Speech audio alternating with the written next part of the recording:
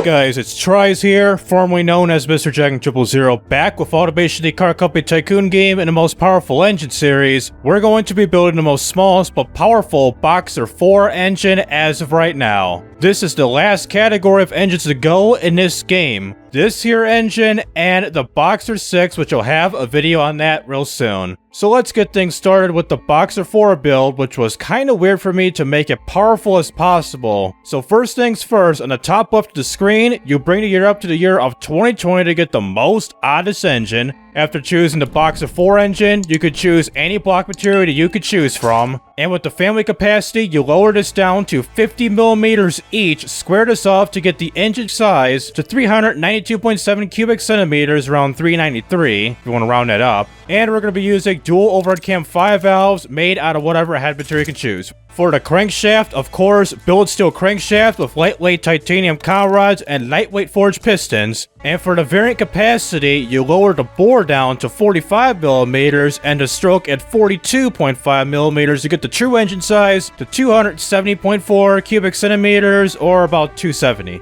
And for the quality slider, as you see here, you raise up to +15 for everything you see here to get the most in terms of performance, reliability, and pretty much everything to get the most performance out of this engine. For the compression, we set this up to a fairly high 11.4:1 ratio, and the cam profile, just like my other builds of this series, 100 cam profile at VVT at all cams. For the turbocharger, of course, ball bearings because it's the best one out of them. For the horsepower, you lower this down quite a bit to 161 horsepower. The compressor lowered down almost all the way to 22mm. Turbine, pretty much the same thing, lower all the way down, but keep it at 20.5mm. The air ratio maxes out to a 1.4, and the max boost at 43.5 psi. For the fuel system, you probably know about this one. Direct injection throttle per cylinder race intake running on ultimate fuel. With the fuel mixture maxed out to a 10.0, the ignition timing set to a 73, and the RPM limit set to a screaming high 11,500 RPM.